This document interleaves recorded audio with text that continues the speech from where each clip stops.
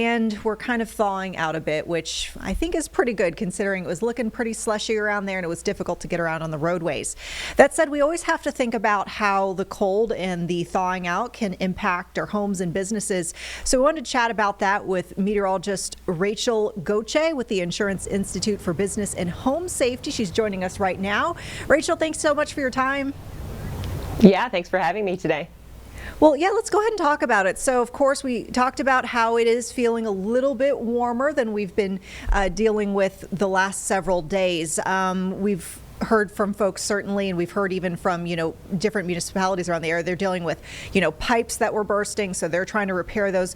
What should folks who own homes or own businesses be thinking about right now when it comes to pipe safety or any other type of, impact that they might be seeing from the cold and thaw out period? Yeah, absolutely. I would say first things first, make sure you didn't suffer any damage from last weekend's snow and cold. We certainly had a bit of a 1-2 punch with several inches of snow, and luckily we didn't have as much of the ice this time, but then we had that prolonged cold as well. So I would say the first thing you could do is just sort of do a visual inspection of both the outside and the inside of your house. Make sure you don't have a leaky roof. We often see leaky roofs develop after we have these big winter weather events. Things like icicles, like you see here behind me. A lot of homes around Charlotte and the Charlotte area had icicles hanging off the soffits or the edges of the roof. That could be a sign that you have an ice dam in your roof. That can lead to a leaky roof as well. So first things first is, again, just sort of make sure that you haven't suffered any damage from last week's weekend storm. And then there's a few things you can do to start prepping around your house for the next burst of cold that we have. So you mentioned a phrase which certainly caught my ears, if you will, like an ice dam. I've definitely heard of icicles, which you pointed out behind you. What's an ice dam?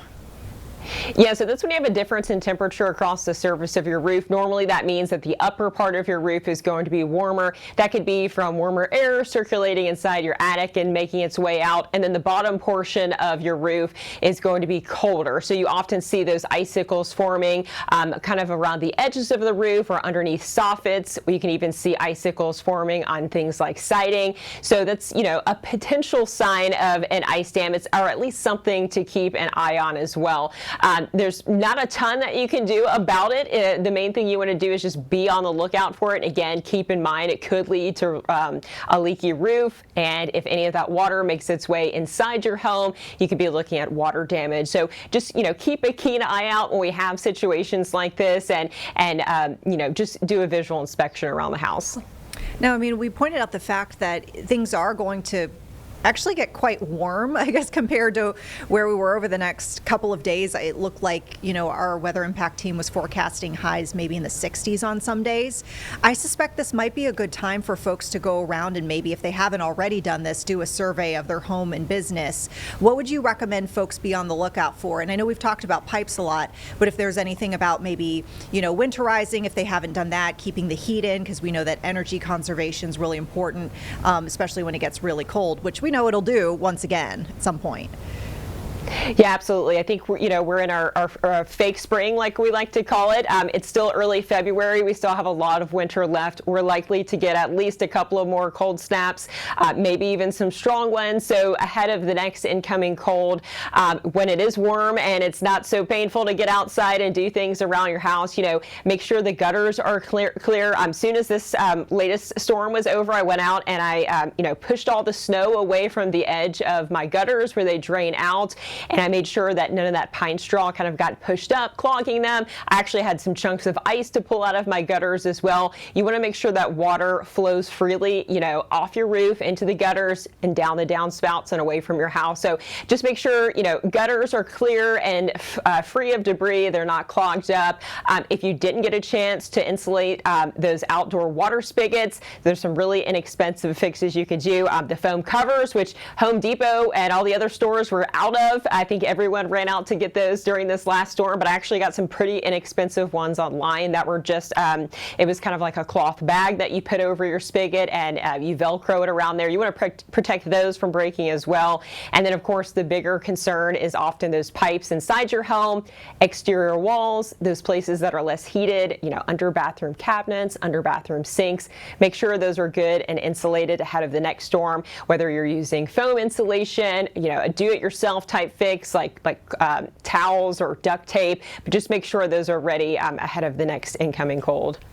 Now, I know we talked a lot about structures. I personally, I'm a big plant person, so I have a nice little garden where I live, and I like to baby that. So I'm kind of curious if you have any tips for winterizing when it comes to like your yard or your garden, or even if it's just like the irrigation system. I don't know, just like things that folks should be thinking about on that front. Yeah, I always make sure I disconnect my hose from the spigot, and if it's going to be really cold, make sure you drain all the water out of the hose. Bring it in the garage for a few days, because when that freezes, that can cause cracks in your hose. So when spring comes and you are ready to get out there with those plants, that could be an issue as well. And yeah, I would obviously bring the plants in when we have the extreme cold. Trying my hardest to keep my hibiscus plant alive through the end of winter. We'll see how that goes, but that is just looking at trees around your home as well. Trim any overhanging branches back. We were lucky enough to escape that big threat of ice week before last, when we thought we were looking at maybe up to an inch of ice in some spots. We escaped that this time, but if you have overhanging branches over your roof and we do see ice, those can snap, hit your roof. Again, that all leads to damage. We say that the roof is the first line of defense at IBHS, so protecting that at all costs can prevent other situations from escalating as well, as far as that roof damage goes. Now, when I'm thinking about winter weather impacts, the other thing that I think about, I was recently texting with a friend of mine this week, and we were supposed to have lunch, but we weren't able to because the HVAC system in her house ended up going out over this past weekend when we had all the snow. So she was like trying to coordinate that, so we couldn't have lunch. But it got me thinking, how many folks are dealing with this right now? And at that time, it was super cold. We were in single digits in some places with those lows. Do you have any suggestions for keeping that heating system working? Yeah, there are probably many people. I know some of our coworkers here are dealing with that situation with those HVAC systems going out. First and foremost, if you're not going to be home during one of these winter storms, just make sure your thermostat is set at a minimum of 55 degrees, not just to keep your HVAC working properly, but that's kind of the coolest temperature you would want your house to be at in order to keep those pipes warm enough inside your house. So that's kind of a 2-for-1 there. The other thing is just getting it to run efficiently. So things like regular maintenance, maybe call an HVAC specialist out, get a tune-up if you need one, just make sure it's in good condition ahead of the next storm. And then we also suggest sealing up, gaps and cracks, especially around windows and doors. So that'll not only keep the cold out of your house, but that's really going to seal things up, keep that warm air in, and that all factors into keeping that HVAC, running as efficiently as it can to heat your home.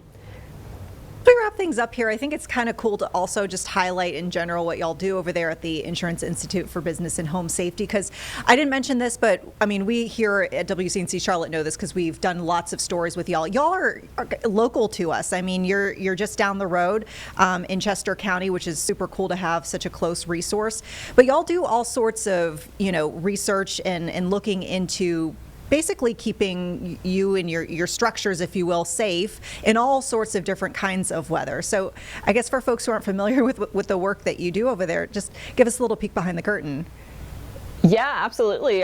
The Charlotte area is very lucky to have a world-class facility. We're down in Richburg, South Carolina, just about 30 minutes south of Charlotte. We have a team of world-class scientists, engineers, construction professionals, all sorts of people. We build full-scale structures, which means 1- and 2-story homes and commercial buildings, and we put them in our 6-story wind tunnel that has 130 fans. We can simulate up to a Category 3 hurricane hurricane, and we can also create wind-driven rain as well. So we can really recreate one of the few places in the world that can recreate a real-life hurricane.